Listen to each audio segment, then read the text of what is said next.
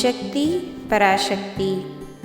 पेड़ पौधे के पालन पोषण के लिए देखभाल ज़रूरी है, उसी प्रकार आध्यात्मिकता के पोषण के लिए उत्सव और दान धर्म ज़रूरी है।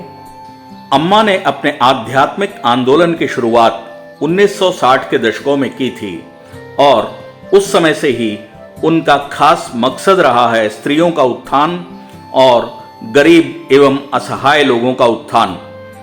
कहा जाता है कि भूखे पेट भजन हो न सुहाए, इसलिए अम्मा ने पहले उन लोगों को समृद्ध बनाया ताकि वे आध्यात्मिकता में बिना चिंता फिकर और साथ ही दृढ़ विश्वास के साथ लगे रहें और दूसरों को भी इस आध्यात्मिक प्रगति के क्षेत्र में सम्मिलित कराते रहें।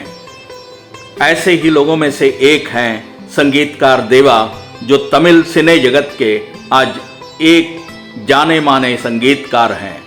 आइए उनके सुपुत्र के मुख से उस परिवार की अपबीती सुनते हैं।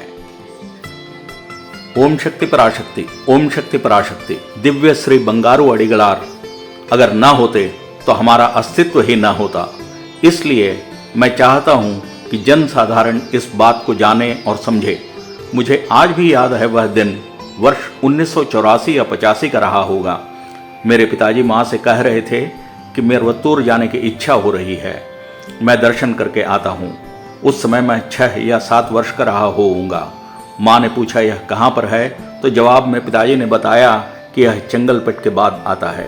पहली बार यह मेलमरुतूर शब्द मेरे कान में पड़ा। मैंने अपनी माँ की ओर देखा जो पिताजी से कह रही थी कि कैसे जाने वाले हैं, तो पिताजी का जवाब था कि अपने पास बस में जाने लायक पैसे तो नहीं हैं, पर एक ट्रक वाले से बात हुई है और हम कुछ लोग मिलकर उस पर मेलमरुतूर जा रहे हैं। तो माँ ने सहमति जताते हुए कहा ठीक है, संभल कर जाइएगा। फिर जब पिताजी वापस आए तो मैंने उन्हें माँ से कहते हुए सुना कि जब से वहाँ से दर्शन करके आया हूँ, पता नहीं मन में एक सुकून सा है, मन भरा हुआ सा लग रहा है। वह एक ऐसा समय था जब पिताजी जीवन में उपयुक्त अवसर के लिए बहुत ही संघर्षरत थे, पर घर की परिस्थिति इतनी खराब थी कि एक बस टिकट के पैसे भी नहीं बन रहे थे, जिसने पिताजी को एक ट्रक पर चढ़कर जाने के लिए मजबूर कर दिया। ऐसे समय में मेलमरुतूर जाकर रात के समय लौट रहे हैं और उस समय मैं जगा हुआ हूँ और पिताजी माँ से कह रहे हैं कि मैं तृप्त सा महसूस कर रहा हूँ, अब मैं मेलमरुतूर जाना जारी रखूँगा, और माँ ने अपनी सहमति जता दी। अगली बार मेरी समझ में कुछ 6 महीने के बाद की बात है, पिताजी कह रहे थे कि मैं मेलमरुतूर जा रहा हूँ। इस बार बस में यात्रा करने लायक पैसे बन रहे हैं। वहाँ से लौटने के बाद मैंने उनको कहते हुए सुना कि मन बहुत ही भरा हुआ सा लग रहा है। बंगारू अम्मा के दर्शन भी हुए, उन्होंने मुझसे बातें भी की और उसके ठीक 6 महीने पश्चात हम सब मेलमरुतूर जा रहे थे। उस समय मैंने ही अपने पारिवारिक समृद्धि के विकास का अनुभव करना शुरू कर दिया था।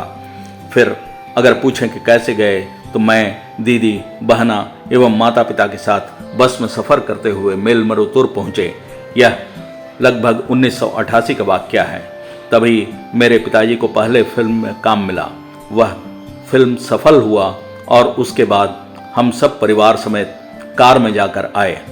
इस तरह से मैंने अपने परिवार को सीढ़ी दर सीढ़ी चढ़ते हुए देखा। हर बार जब हम मंदिर जाकर लौटते थे तो मन आंदोलित रहता था और अम्मा हमें वरदानों का भंडार देकर भेजती थी, जिसका हम आत्म अनुभव कर पाते थे।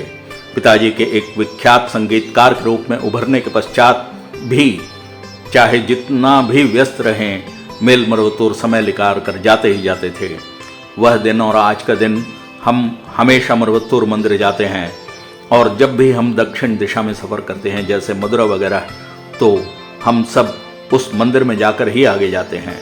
अगर जाते समय नहीं बन पड़ा तो वापसी में हमें जाना ही जाना है, क्योंकि ग्राम देवता, कुल देवता, रक्षक हमारे लिए सभी मरवतूर अम्मा ही हैं। हाल ही में एक संगीत कार्यक्रम का भी आयोजन हुआ था, जिसमें हमने भागीदारी की और हमें बहुत ही खुशी मिली कि इसके लिए हम आयोजक सदस्यों का तहे दिल से शुक्रगुजार हैं। जब भी कोई संगीत का आयोजन मेलमरुतूर में होता है तो पिताजी को ही प्राथमिक वरीयता दी जाती है। अम्मा के कुछ गानों को मैंने कीबोर्ड में रिकॉर्डिंग की। इसे बोलने में मुझे बहुत ही गर्व महसूस हो रहा है। पिछले 15 से 20 वर्षों में हम सब मार्च 3 को अम्मा के जन्मदिन के उपलक्ष्य में अर्थात उनके अवतरण दिवस समारोह के अवसर पर हम अवश्य सम्मिलित होते हैं और हर दर्शन के साथ उत्तरोत्तर विकास और सफलता हमें हासिल होती जा रही है। मैं यह सब बातें कदापि नहीं भूल सकता। मेरा आना जाना तो लगा हुआ ही है, पिताजी भी आते जाते रहते हैं। आप सबसे भी निवेदन है कि मेल मरवतूर में आते जाते रहें और लाभान्वित होते रहें। ओम शक्ति पराशक्ति।